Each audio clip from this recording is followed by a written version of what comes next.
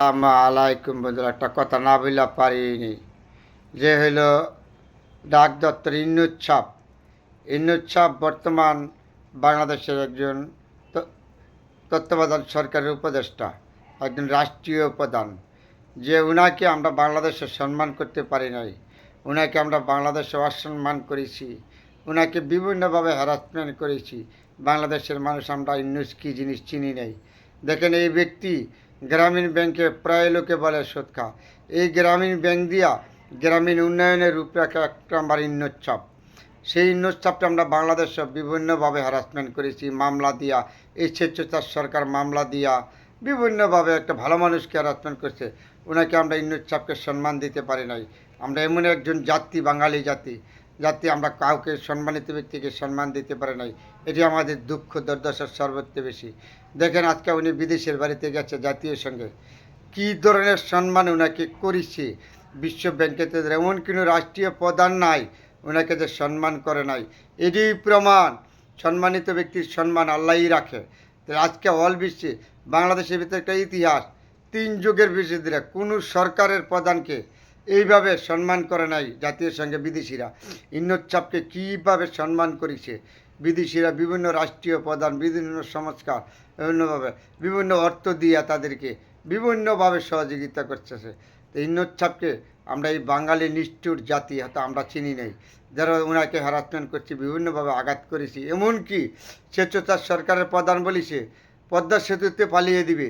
আজকে সেই ইন্নুস বিশ্বের দরবারে এমন একজন জিনিস, ওর নিজের স্বার্থের জন্য কিছু করে নাই, ওর আজও নিজের স্বার্থের জন্য কিছু করে নাই, ভবিষ্যতেও করবে না, এটা আমাদের বিশ্বাস।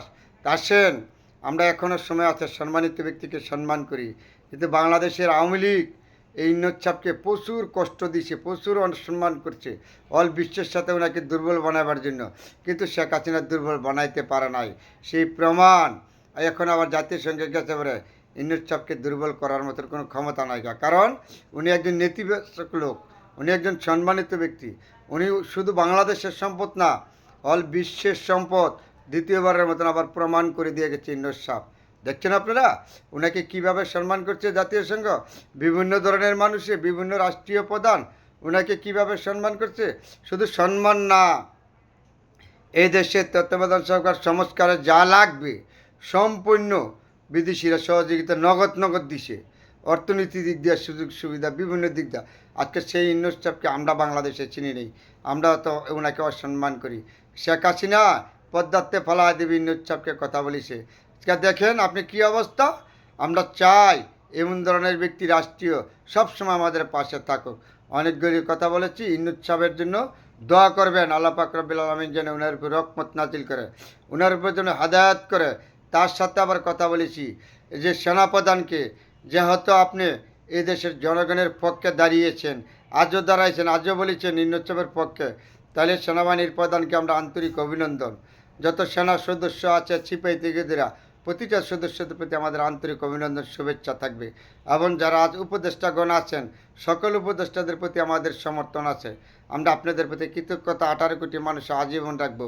এবং সেনাপ্রধানের প্রতি, 3 বাহিনীর প্রধানের প্রতি, বিভিন্ন বাহিনীর প্রতি যারা ভালো আছেন সবার প্রতি আমাদের সালাম, কৃতজ্ঞতা 18 কোটি মানুষের থাকবে। কারণ আপনারা আবারও প্রমাণ করেছেন সেনাবাহিনীর দেশপ্রেমিক, জনগণের পক্ষে কথা বলে, জনগণের পক্ষে আসে। এটিই দেশের জন্য একটা বিশাল বড় গৌরব অর্জন। আজকে সেনাবাহিনীকে আবারও ধন্যবাদ জানিয়ে আজকের মতন শেষ করেছি। ইন্নুচ্ছাপের জীবনের জন্য দোয়া করি, আল্লাহ পাক রব্বুল আলামিন যেন ওনাকে সুস্থ রাখে, ভালো রাখে। আল্লাহর কাছে ফরিয়াদ করি, আল্লাহ তুমি ইন্নুচ্ছাপকে স্বাস্থ্য সুরক্ষা সবসময় তুমি ওনাকে ভালো রাখবা। এবং বিভিন্ন বাহিনী, বিভিন্ন জায়গায় যারা আছেন, দেশপ্রেমিক ছিলেন, সাংবাদিক, ছাত্রছাত্রী যারা নিহত হয়েছেন, তাদের কামনা করি আল্লাহ পাক তাদেরকে, যারা মৃত্যুবরণ করেছেন তাদেরকে যেন অবস্থা ব্যস্ত নসিব করে। আর যারা জীবিত আছেন হাসপাতালে, আল্লাহ পাক যেন তাদেরকে তাড়াতাড়ি সুস্থ করে দেয়, তাদের জন্য দোয়া করি। যারা এই আন্দোলনে নিহত হয়েছেন, আহত হয়েছেন, প্রতিটা পরিবারের প্রতি আমাদের সমবেদনা থাকবে। আজীবন তাদেরকে সম্মানিত ভাতা দেওয়া হবে ইনশাল্লাহ। তারেক জিয়া নিজে বলেছে, এখানে কোনো সন্দেহ নয়, সম্মানিত লোককে আমরা সম্মান করব। এটি আমাদের সর্বথেকে বড় কথা। এই দেশ আপনার আমার, কোনটা সুন্দর হবে। আসেন আমরা সবাই মিলেমিশে দেশটা এগিয়ে নেই। হিন্দু, বৌদ্ধ, খ্রিস্টান সবাই আমরা মানুষ, ভাই ভাই, হাতে হাতে হাত মিলা, কাঁধে কাঁধে কাঁধ মিলে আমরা একসাথে দেশটা এগিয়ে নিব। সবার জন্য সুন্দর হোক, শুভকামনা রইল, সবার জন্য দোয়া রইল।